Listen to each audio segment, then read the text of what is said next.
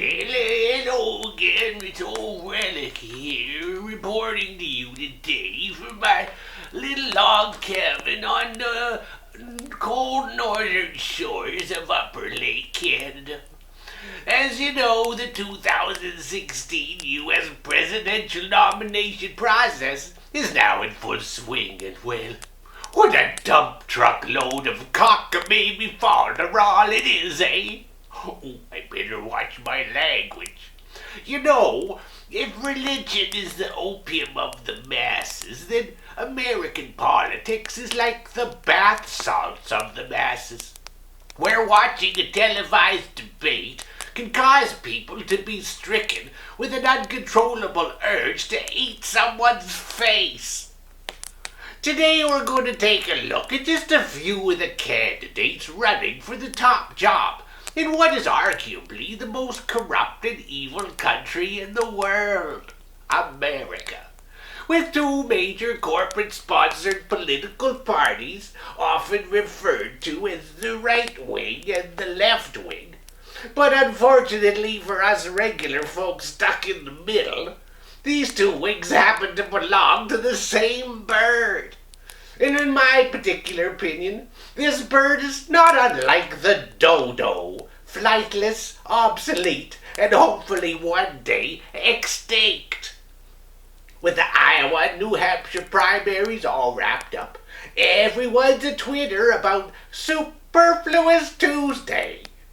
On the Democrat side, we have a couple of those beloved characters from Alice in Wonderland, Tweedledee and Tweedledum. Tweedledee, otherwise known as Colonel Sanders, promises to put a genetically modified chicken into every American pot.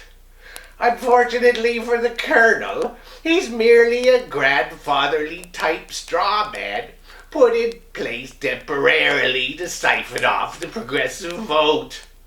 If Wall Street does not end its greed, we will end it for them.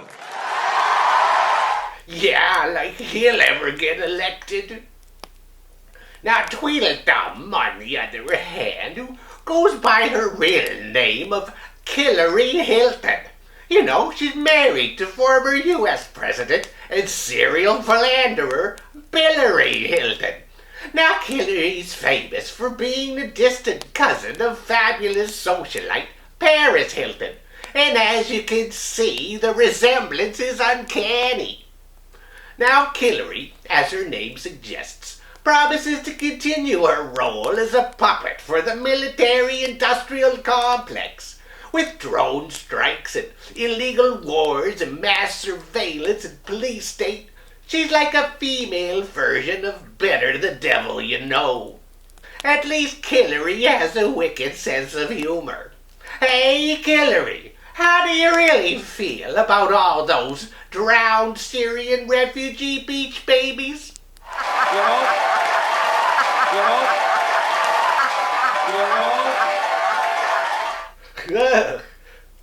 Her Democratic Party nomination is all but confirmed.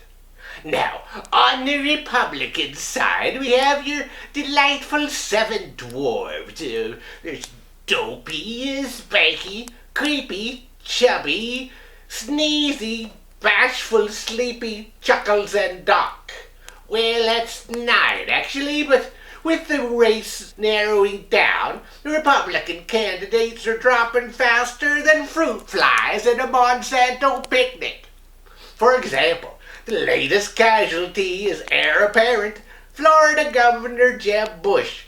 He's the retarded younger brother of former President George Bush, who himself wasn't exactly a poster boy for Mensa. And after recently dropping out of the race, Jeb explained that his only reason for running was to get people to clap for him. Please clap.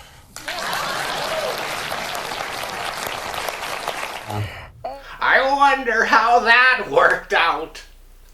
Next on our list, we have a junior Florida senator, a Mr. Narco Bubio.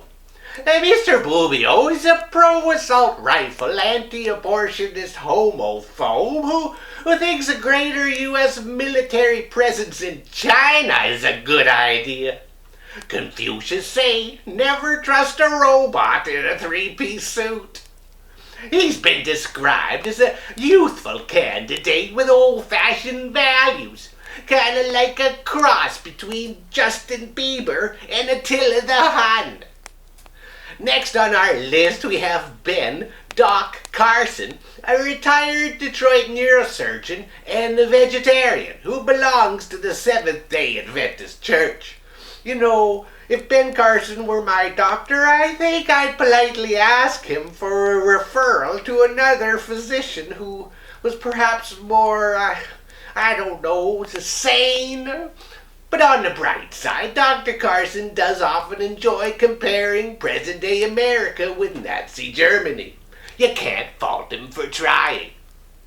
Last on our list is another infamous evangelical nutjob, Mr. Ted Cruz, whose very old father calls him God's anointed king and who's destined to bring the spoils of war to American shores.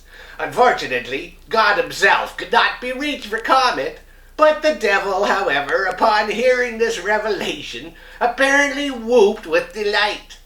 It's a little-known fact that Ted Cruz is the creepy half-uncle of preeminent Scientologist and Hollywood superhunk Tom Cruise. And as you can see, the resemblance is uncanny. You know, I can't help shake the feeling that I'm forgetting someone important on this list. Must be the old age. You know what I think? I think what America really needs right now is a charismatic leader of singular vision whose fiery rhetoric inflames the masses with a nationalistic fervor. A man whose infantile vocabulary resonates with the deliberately dumbed-down herd of illiterate voters. Someone who blames all the nation's problems on a singular ethnic group, calling for their segregation and ultimate extermination. Indeed, what America needs right now is a new Hitler, a strong fascist leader to marshal the people through these tumbling times. Alas, if only there was someone like that in the race. Sad reality is, though, U.S. elections are just another form of bread and circuses. It doesn't take a Rhodes Scholar to see that the whole system is rigged in favor of evil men whose only agenda is to consolidate power. So here's some down-home advice from Old Relic. Voting? Forget about it. It's just a waste of time and energy whose outcome is a foregone conclusion.